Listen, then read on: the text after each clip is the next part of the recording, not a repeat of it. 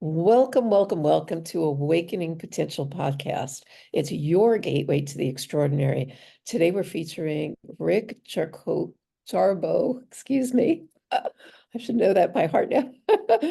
Who's known as the warrior champion, who has mastered turning everyday moments into milestones of wisdom, being a father, a grandfather, a mason, a builder, a friend. He's authentic, open, and of contribution, placing value on relationships, creating an atmosphere of openness. He's a storyteller by being vulnerable and accessible and human, which I really appreciate and enjoy about you, Rick, for sure.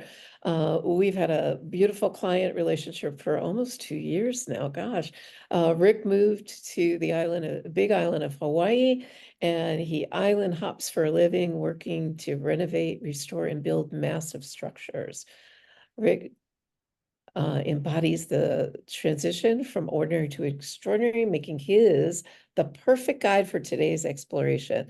Join us as we delve into his transformational journey and glean insights to elevate our own lives. Let's embark on the enlightening journey together.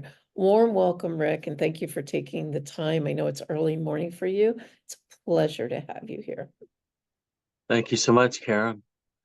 Thank you. And it is a pleasure to be here. Yeah, I know it takes something to get up early and show up. There's quite a time difference, so I really appreciate that. I'm curious for the listening audience, who is Rick? Who is Rick the man? Share with Uh, us. I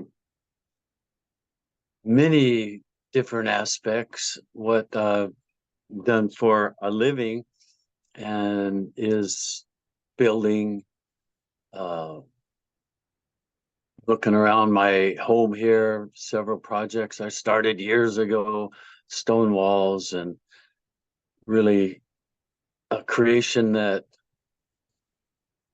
is really wanting to be completed. And I'm looking at how I can leave a legacy with other people and continue on. I'm still out there working. I'm still doing it. I like to say there's none of these young guys that can still outwork me. But I realize I don't move the way that I used to move, and I would really like to help coach and teach other people to continue on with masonry and building. And especially now, I view myself as more of a builder of bridges of connection. Love that. There you go. Awesome. Awesome. I know you and I have talked over the years, and the legacy that you want to leave is huge because my understanding is it's becoming a lost art, is it not? Sure, there's, I look around in old Europe, and I just had a friend send back pictures from Greece, and so much stone was used in building just ordinary homes and the huge cathedrals and places of gathering. And it's not building material that's in focus so much anymore. And it really is, to me, a treasure and a connection. Uh, Growing up, this is just coming to me. Whether it's appropriate or not, I'm not sure. But they used to say, "Well, yeah, masonry is the second oldest profession in the world." Yeah, it really is. Well, we go back into history, and they always say history repeats itself, right? So I think it's a beautiful context. I know um, you're in the process of considering putting a school together, which would teach this. Would you be doing that in Hawaii or here in the States? Well, again, you've helped me to focus on expansion, and I still have ties with Colorado, and and Southwest US. Mhm. And yeah, I have notions of, expanding it to those areas as well. And being born in Kansas, was able to meet some really top-notch masons there, and seeing how they can come together and bring together and different people of that ilk, the masons, and create something in just a weekend or a few days that would have a lasting effect and create beauty and places to gather for people. So I have yeah, that kind of vision, and several projects around um, here in Hawaii, uh, just with the tragedy in Lahaina and being scraped down to ground zero.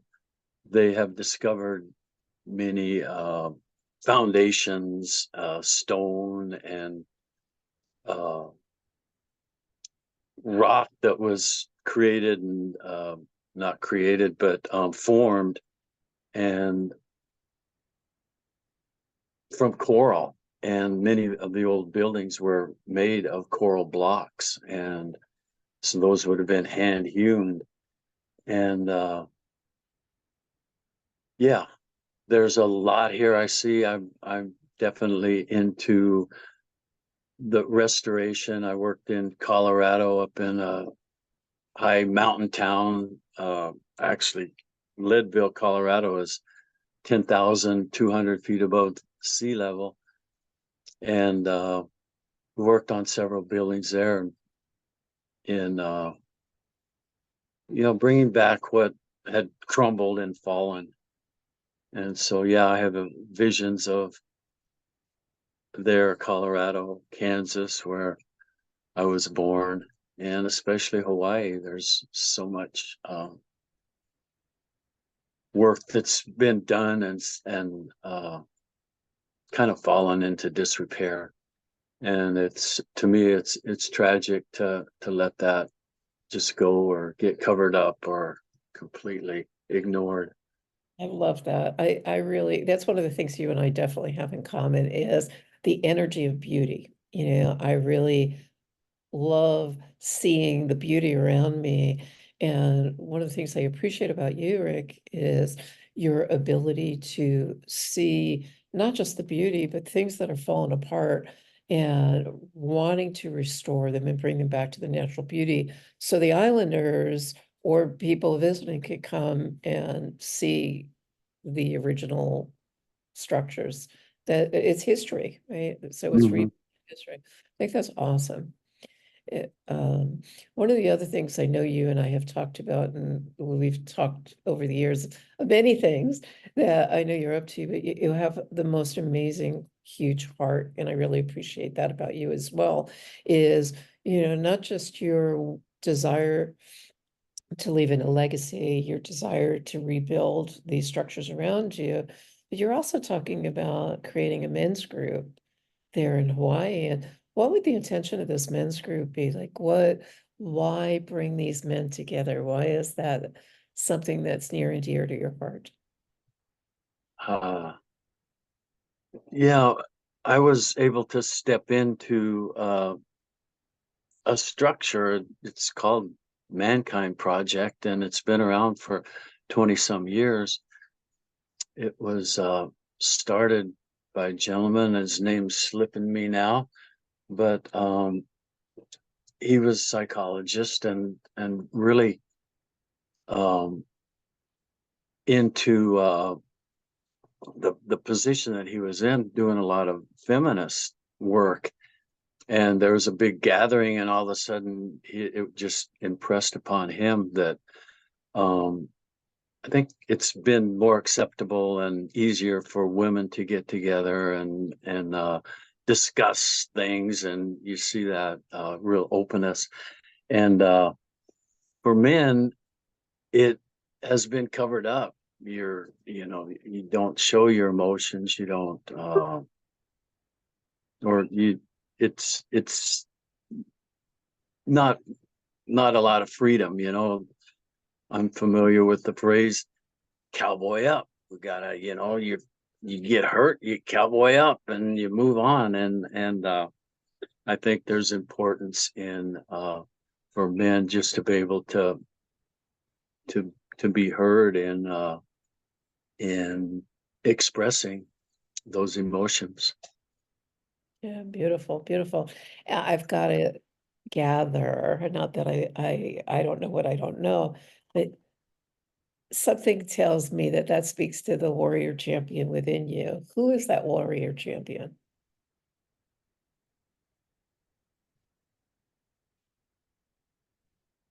Huh. Well, there's just a inkling, a niggling within my body, my mind, that there's something more that we're here to express and create. And I know that there's tough times for people and myself, but the the fact that there's so much, as your podcast is about, potential out there, and we can step into uh, expressing that and coming from that place of knowing. Mhm. And it brings me, in the back of my head, I hear my mother saying, Ricky, you're not living up to your potential. So I want to, make my mother smile and recognize that, yeah, there is more potential, and that my parents are proud of me Mm, for being who I am and absolutely. being part of their family. Yeah, absolutely. And I'm willing to bet they are. They're looking down, smiling. I know yours is the warrior, Avatar is the warrior champion. I know mine is Wonder Woman. And every time I get down and out or whatever, I remember I look at I actually have her on the phone and I look at my avatar and it just energetically raises me up to live into and awaken the potential within me. I remember going through my RIM training, my master's training, which is regenerating images and memory. And I know you and I have done a session with that where you clear the old and bring in the new and allow for the new. And I remember while I was going through training, Wonder Woman showed up for me and she took away my shield. I was Mm. devastated. And it was like you have to earn it. And I think that was, yeah, I think that was one of the biggest, I get the bumps. That was like a real awakening for me, listening to it, like where am I not stepping into my greatness and reminding me to do that so I can keep my shield, you know? Right. Right. So Well, that, if you're speaking of the avatar or uh, historical figure, mine is Nehemiah, biblical uh, saint. What's the word? He worked as the king's cupbearer, and the king said, Nehemiah, why are you so downhearted? He goes, oh, I just received news that the walls, my city walls in Jerusalem, have fallen down. The gates are broken, and he was able to enlist the help of the king with provisions, with anything that was necessary to rebuild. And so, yeah, they had struggles. There was I remember one of the guys, Sanballat, was making fun of him and chiding him for trying to take on this work. And so recognition that there might be naysayers or people that are non-supportive, but there is so much support, and I believe the world, the universe is transpiring to help us with the endeavors that we put our mind to and intentions to. Beautiful. Spoken like a true storyteller that you are. Thank you. There's a lesson in every story. That was beautiful. That was a beautiful one. Thank you. Yeah. So before we close up, is there anything that you would like to leave the listening audience to? There are people that are listening that are saying, oh, I can't do this, or I don't know how to do that, or, that's not me, but he's doing it, and good on him. But I would, is there any words of wisdom you'd like to impart on the listening audience? Sure. Go ahead and get a coach. But, I know many times I have come to our meetings and felt like I wasn't doing enough or doing what I thought I should be doing or intended to do, because life got in my way, and other things became more prioritized. But um, I know Karen has really helped me to encourage me to, one, live from the heart, to be playful, to be not so serious. I know there's time to be serious and pointed, but um, not to take myself so seriously, and be open. And it has really been valuable to me to have your encouragement and direction. And I thank you. Thank you. Thank you so much. It's always a joy and a pleasure because, even from a biblical context, Rick, I see the greatness within you because I see it within myself. And one of the things that I know I bring to the table, and I'm hoping and praying that not just you, but everybody I come in touch with, right, that they get to see their own greatness. Because when you're true to yourself, you're not only being true to yourself in what you're up to, but you're also knowing others. And you can't do that when you're in your head. And you've Hmm. just leaps and bounds. I mean, you're just rocking it. Yeah. I wish all my clients were like you. It's just an amazing space. So I'm very grateful as well. So thank you. Because I think the biblical context, if I'm not mistaken, is in Matthew's, and it speaks into I am you, creating me, creating you. So what you see in me is what I see in you. It's there. We don't always see it in ourselves. But by having a coach, a friend, or somebody who lifts us and sees our greatness, keeps us moving forward, right? It keeps us on track, right? With the structures and all that other good stuff that goes along with it. And you're really, it's not even coming prepared or not prepared, because that's a whole nother, right? It's who you're showing up to for you. So thank you for being all that more for me. Thank you. You're welcome. All of Rick's contacts to get in touch with Rick, if you'd like, will be in the show notes. And Rick, is there any parting words that you would like to leave us with? Hmm. Yeah, have a dream and recognize that as you step into that dream, that there's going to be support and encouragement along the way, that you can do it. And that's my message to myself as well. Always reminding ourselves, always. Good on you. Rick, thank you Okay. so much. Thank you, Rick Jarboe, for your contributions today. It's been such a pleasure. And to our listening audience, thank you for joining us on Awakening Potential podcast. And as you step back into your world, remember the bridge from the ordinary to the extraordinary is built in small steps of change and big leaps of faith. Let's today's insight from Rick be a guiding light as you navigate your own journey. And until next time, awaken your potential and illuminate the extraordinary within.